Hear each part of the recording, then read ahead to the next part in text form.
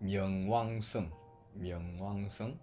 소행성 134340, 소행성 134340.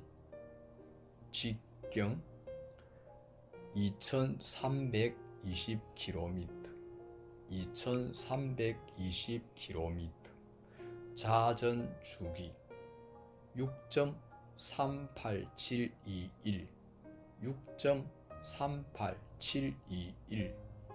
공전주기 248.54년, 248.54년. 자전축의 기울기 122.52도, 122.52도. 공전면의 기울기 17.148도, 17.148도. 태양으로부터의 거리 평균 59억 1352억 km, 평균 59억 1352억 km. 밀도 2.05, 2.05. 위성 2개, 2개. 대기 열번 메탄, 열번 메탄. 그림 1-108. 다음은 명왕성입니다. 지금은 행성에서 지위가 탈락되어 소행성 134340이라고 합니다. 우리 태양계의 9번째 궤도의 행성이었으나 2006년 8월 76년 만에 행성 지위에서 외행성으로 그리고 다시 소행성으로 격하되었습니다. 미국인이 발견한 유일한 행성입니다. 미국은 명왕성을 행성으로 만들려고 소행성 2개까지 합쳐서 3개를 행성에 집어넣으려고 억지를 부리다가 2006년 8월 프라하에 모인 천문학자들과 각국 대표들의 투표에서 부결이 되어 소행성으로 불리게 됐습니다. 명왕성은 약 60억 km나 멀리 떨어져 있습니다. 60억 km나 멀리 떨어져 있습니다. 최근 대기압이 300%나 증가를 했답니다. 그림 1-109, 그림 1-110. 명왕성보다 지름이 700km 더 큰 행성이 명왕성 뒤에서 발견됐어요. 명왕성이 행성의 자격을 잃게 된 것도 명왕성 뒤에 더 큰 행성이 발견되었기 때문입니다.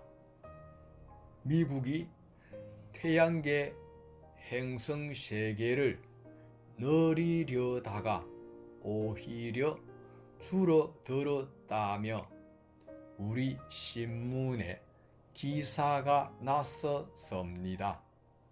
그래서 요즘 행성에 대한 새로운 정의가 바뀌었습니다.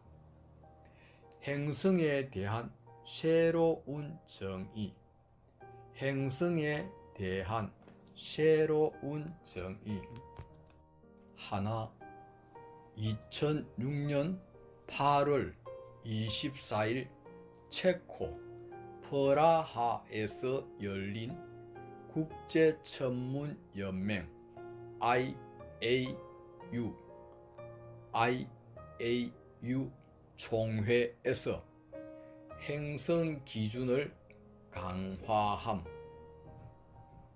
둘, IAU 산하 행성위원회에서 명왕성과 명왕성의 위성인 카론 소행성 셀에서 명왕성 외곽의 천체 에리스 2003U313 일명 제나 2003U313 일명 제나의 행성 지위를 부여하고자 하였으나 총회에서 부결되고 외행성으로 새롭게 분류됨. 셋, 셀에서는 1801년 이탈리아의 천문학자 지오반니 피아치가 처음 관측하여 발견한 이래 50여 년간 행성으로 불리다가 행성 지위를 잃음. 넷, 수성부터 해왕성까지를 고전행성이라고 부르고 나머지는 외행성이라고 불리게 됨.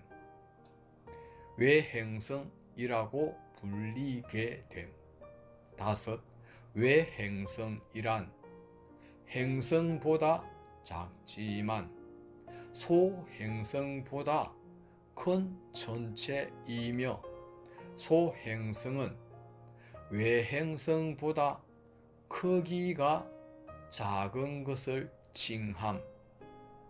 여섯, 2007년 6월 소행성 에리스가 명왕성보다 27% 더 큰 것으로 명확히 밝혀지면서 결정적으로 명왕성이 외행성에서도 지위를 잃고 소행성 134340으로 바뀌고 에리스는 소행성 136199로 바뀜.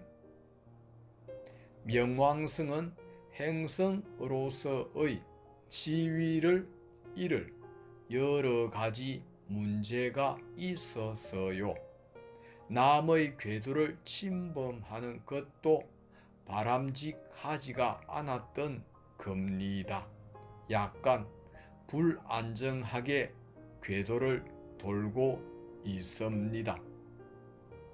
그림 1-111, 1-112 그리고 세드나란 것이 최근에 발견됐습니다. 맨 처음 나사에서는 10번째 행성이라고 이야기했었는데 그렇게 되지는 않았습니다. 이 분야에서는 발표에 약간 엇박자들이 있습니다. 그림 1-113이 세드나는 1만 2천 주기로 우리 태양계를 돌고 있습니다. 태양계가 조그맣게 보이죠? 플래닛 X라는 것을 설명하기 위해서는 이 분야를 자세히 설명해야 합니다. 최근의 우주정보 허블 망원경이 본격 가동되기 시작한 1997년 이후부터 우주 정보는 보다 정확해지고 광범위한 다량의 자료가 수집되고 있습니다.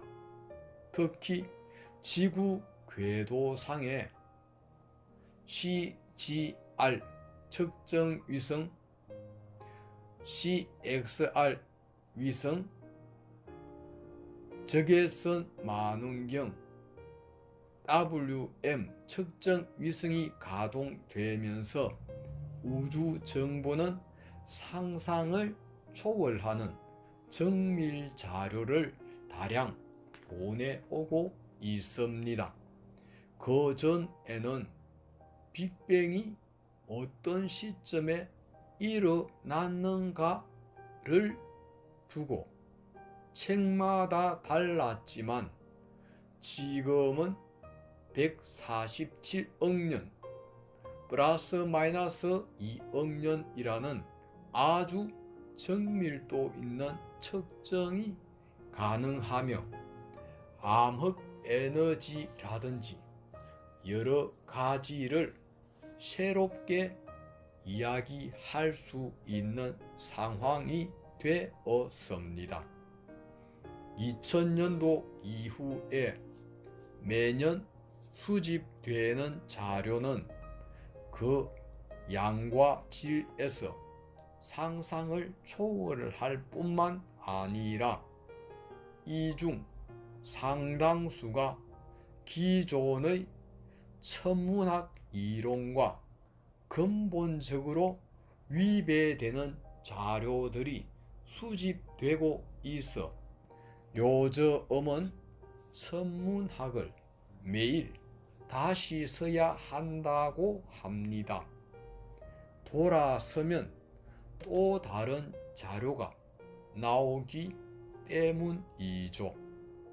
그러나 나사는 중요한 사실들에 대해서도 즉각적으로 공표하고 있지 않거나 제대로 자료를 공표하고 있지 않습니다.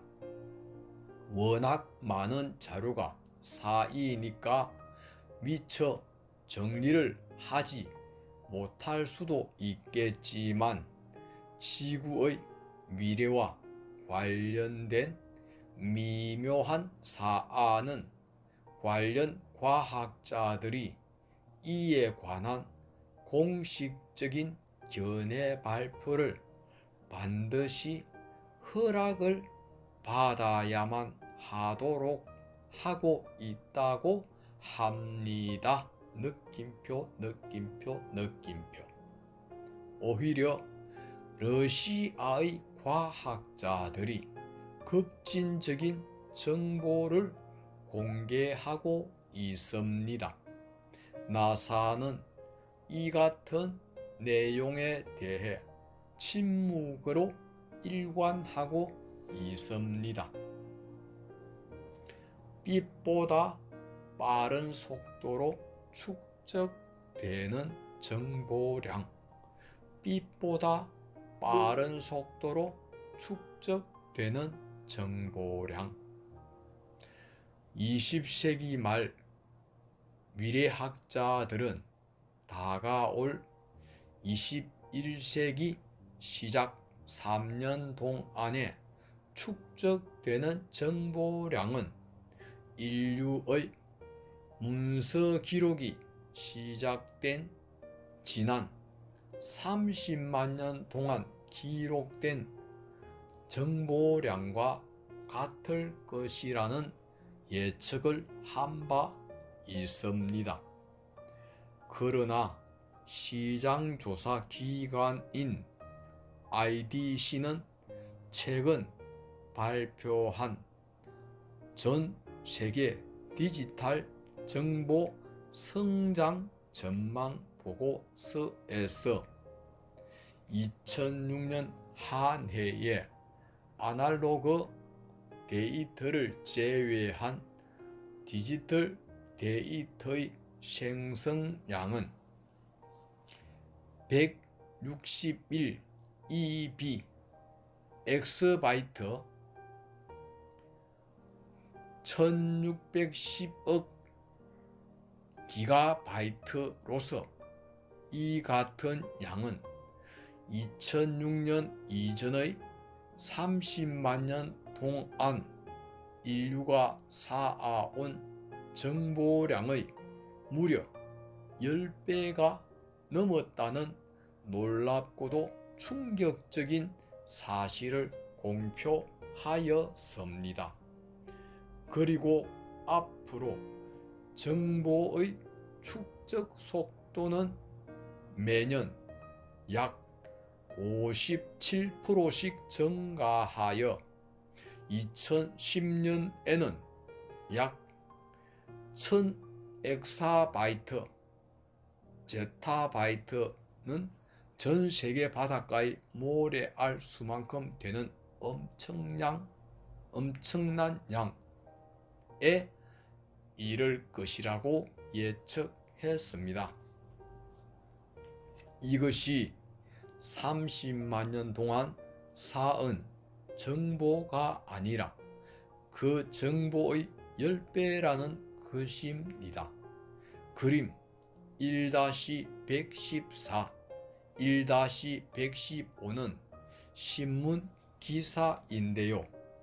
2010년은 제타바이트의 시대가 된다고 합니다.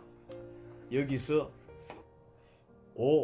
5엑사바이트가 어느 정도냐면 유사일에 사람들이 이야기한 말을 다 모으면 5엑사바이트 정도 된다니까 이 정보량을 한번 생각해 보십시오. 지금 우리는 1년 동안 30만 년 쌓인 정보의 10배를 접하는 시대에 살고 있습니다.